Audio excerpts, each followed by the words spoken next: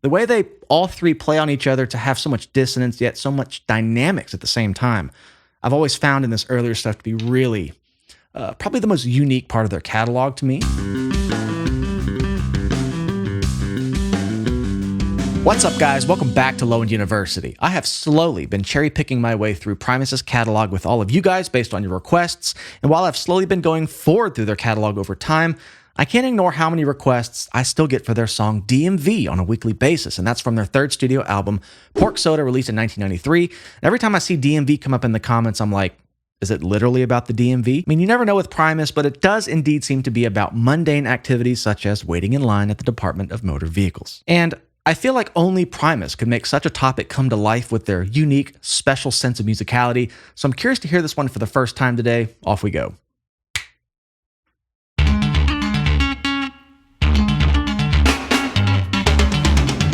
God.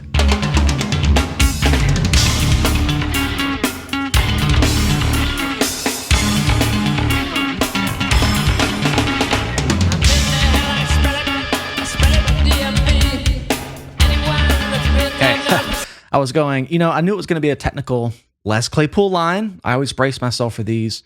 But sometimes when I first hear it, I'm like, I can't quite tell how he's playing it. So I clicked on the music video. It looked like it was all just a bunch of B-roll from being on the road. But I can see a tapping pattern here, two-handed tapping, which is, what it sounds like. But with Les, you never really know. He's very much made other techniques sound like other techniques that really kind of throw you off as a bass player if you haven't watched him play it. So let me go back to where I can see that for a second. Nice and dissonant, big tritone based line.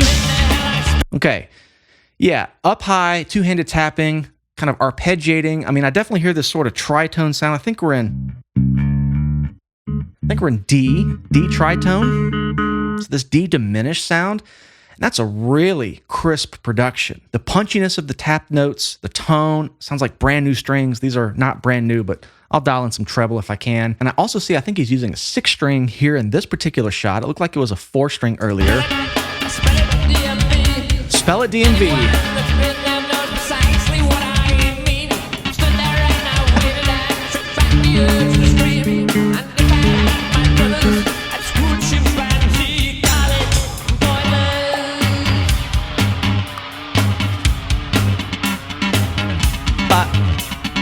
Those upbeats, this sounds nothing like reggae or ska, but just that upbeat kind of has this reggae bop kind of thing. But that's usually a bit happier. This is still very dissonant. Okay, what it sounds like is Les is arpeggiating an arpeggio. Duh. But it sounds like Larry's just strumming all the notes together, what Les is outlining. So if I'm looking at him playing up here, I want to hear this sort of, this diminished thing, but he's going up an octave, and maybe coming back down on the higher position. But I don't see his hand down here below fret 12, so maybe it is tracked on a 6-string here. I see the 6-string pachyderm thing here, so maybe he's using it down here in this 15th fret sort of position to get that D. That way it's all closer together, so maybe it's this sort of... And it goes down to the half step, down to C sharp. I'll see if I can get the pattern, but it's this really punchy thing. It reminds me a lot of the dissonance presented in a line like Jerry Was a Race Car Driver. And one thing I'm going to say about Les when he taps, I don't hear a lot of bass players do it the way he does, in the sense that tapping is normally meant to supersede the limitations of fingerstyle technique when you need a lot of notes with two hands to get something chordal. In fact, the way I've used it in the bands I've played in, the music I've written, I've always really played a more piano-like thing.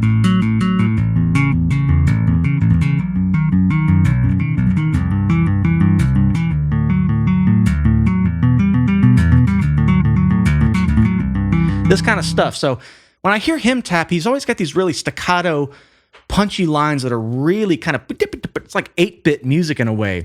Very spread out, very dissonant. Again, I'm kind of referencing Jerry Was a Race Car Driver. It reminds me of that because that's very much like a, and then whatever that line is down there. I've never quite learned the fingering, but anyway, it feels like an homage to that in a way. This was the album after Sailing the Seas of Cheese.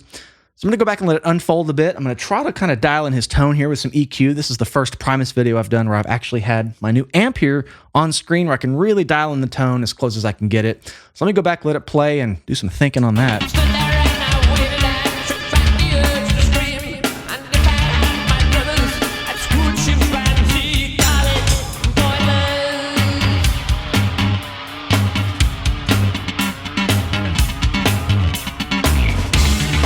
Yeah, it's got that staccato sort of thing. Okay. Yeah, high C sharp on top. Okay, quickly about the tone. I've kicked on this drive channel. I'm gonna pull some of the grit out, just a smoother drive that's not so fuzzy. I'm gonna crank the treble and the presence here. These strings are a little more dead. I feel like, you know, studio recording, brand new strings. So I'm gonna compensate for that, give it a little high mid boost, just to have some punch and some depth behind those tap notes so they're not tinny and shrill. Maybe take some of the low mid out, and I don't know. I'll figure out the bass, kind of leave it in the middle, but right now I'm getting this. That's in the ballpark. It's a little shrill, right? And I think that's the pattern he's doing, just tritone D. So we got 3 Ds, 3 octaves. I'm sorry, 2 octaves. And maybe that's the phrasing. It's something like that. I'm getting warmer.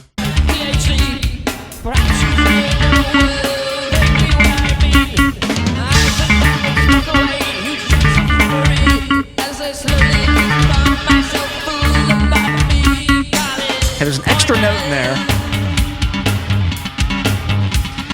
It particularly sounds really good when he gets a bit lower. Ooh, shot coming up right where I paused. Let me watch that before I talk any further. Zoomed up. Maybe for a second here. Okay, yeah, you can kind of see his index and middle there and that slanted, you know, this is the tritone. It's like a diagonal line across the fretboard, right? So it goes this way. So when you hold your hands like that, it's very much that Jerry was a race car driver thing. So that's what's going on here. G sharp and D. And then just some permutation of that arpeggio. There's an extra note in there. I'm not going to get too in the weeds on it.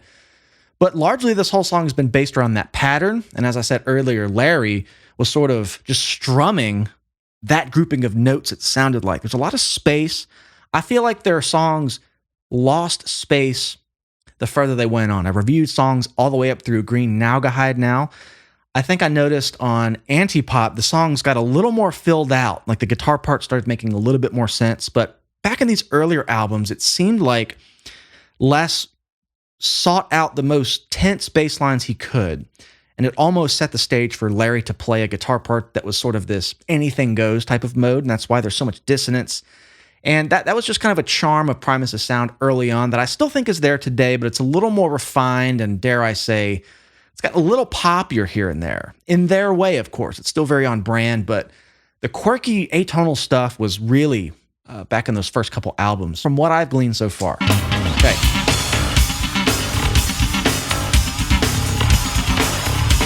That's dirty.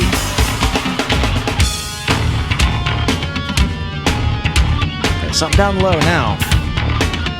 Okay, this is what I mean by set the stage. Les has spent, first minute and a half just up here. That kind of thing. Larry. I'm going to get it right. He's now coming in with this really quirky solo. Les is like, I'm going to go down here and establish kind of a normal bass groove now, but I've set the stage tonally for your ear to just not expect anything pretty. So Larry is kind of jumping in and doing a mode of that bass part in a way. You can kind of hear that transition right here. Bass goes low, Larry comes right in. It's like a perfect handoff for who's playing the lead, essentially. Now we're locked in down here.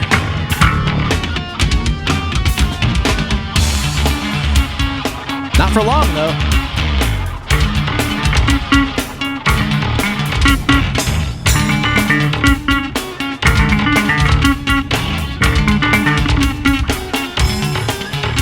Okay, that's the best I could really see it. Again, I don't want to get too in the weeds on the part, but maybe you can just kind of get an idea of what that extra note I'm missing is. Maybe? I mean, I'm close, right?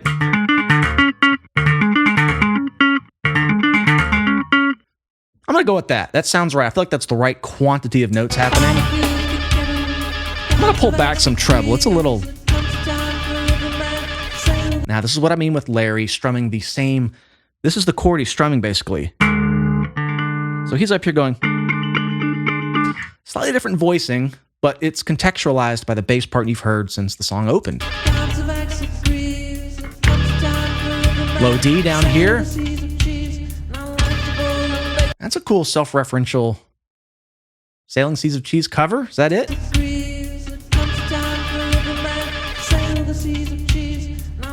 That's it.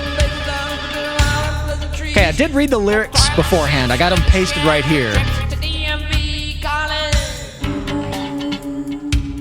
Okay, really quickly, I had to do this for this video. I've done a lot of Primus on the channel, and I've never paid attention to the lyrics. I'm under the impression they're just silly and they're about whatever. Sure, I get it. But so many of you chime in and say Les is a brilliant storyteller. And to play this kind of music, and now that I've seen them live from the first time a couple months ago, it really leveled up my fandom for the band, getting into them way later, really appreciating him as not only a bass player, but honestly a songwriter. Dare I say that? A lyricist even. So I've pulled up these lyrics.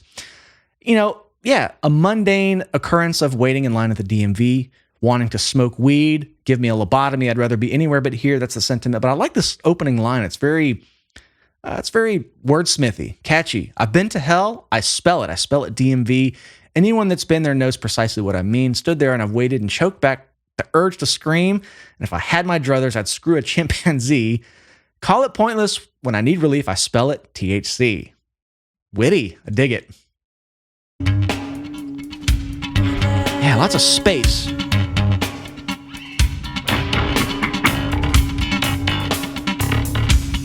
Ooh, whole new groove here.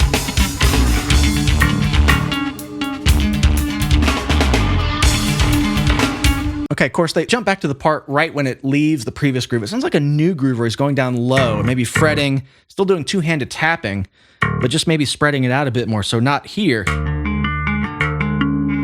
Maybe it's...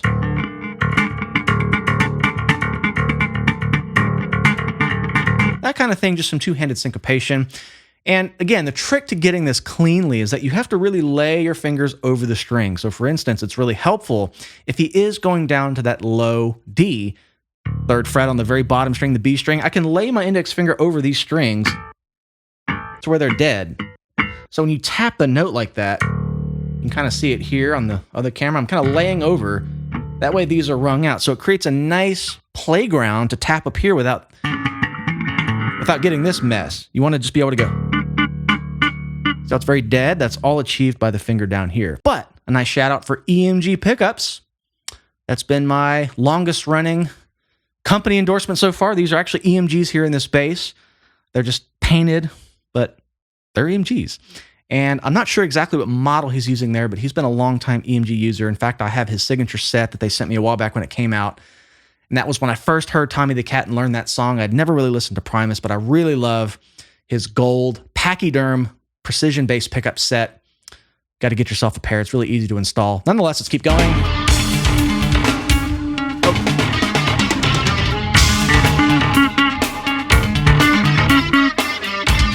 Okay, I got a better idea seeing that now.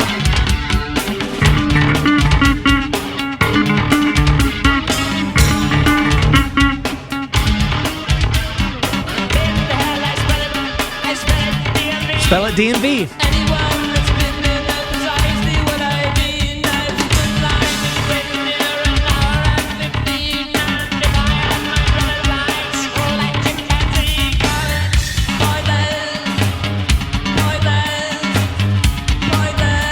Yes, okay, there it is. I heard that coming. I was like, please show it.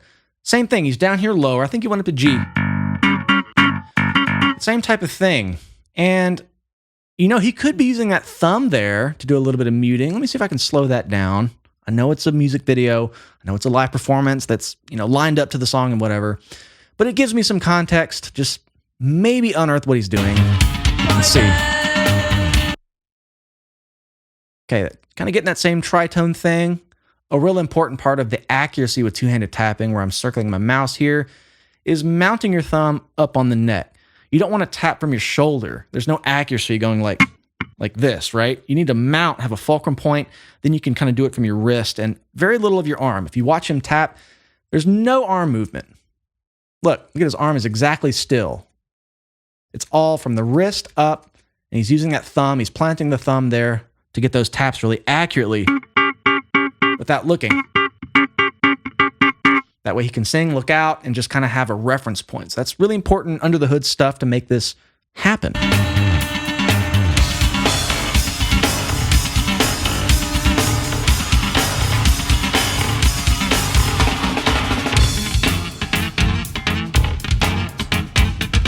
Okay.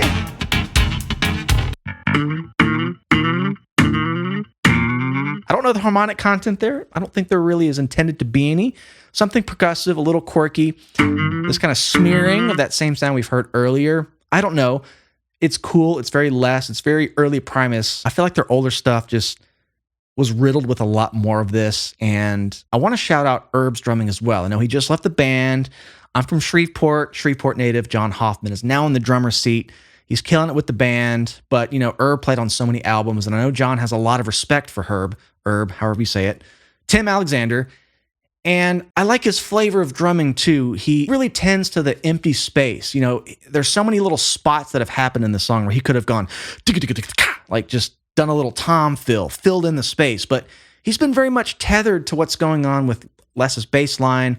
I think the only person to really challenge that space has been Larry at times. So the way they all three play on each other to have so much dissonance, yet so much dynamics at the same time, I've always found in this earlier stuff to be really probably the most unique part of their catalog to me, based on what I've heard.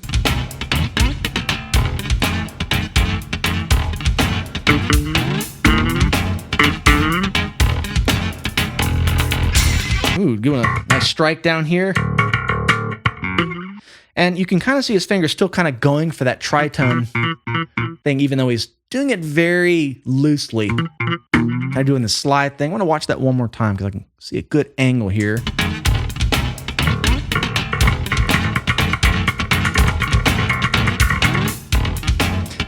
Got it.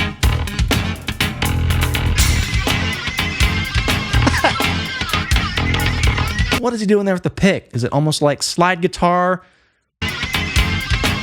Sort of what that is.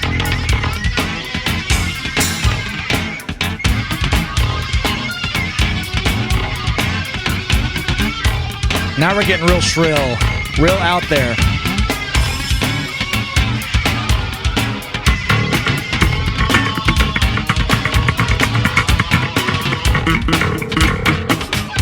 I feel like I could play anything. They're doing all this crazy stuff, and Tim's just like laser eyes in the pocket, gluing it together rhythmically, because there's really nothing, there's no harmonic content here. It's just scratchy, scrapey, shrill, tense. Kind of like the beginning, if you took the notes out, put it up a notch in dissonance. Watch Tim's face here. He's just like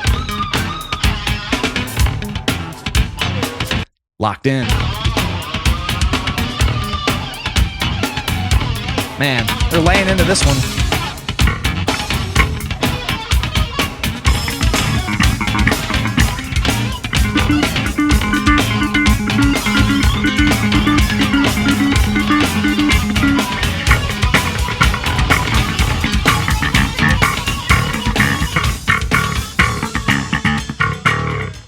Fun to groove along with. That's definitely the tensest, most dissonant Primus song I think I've heard to date.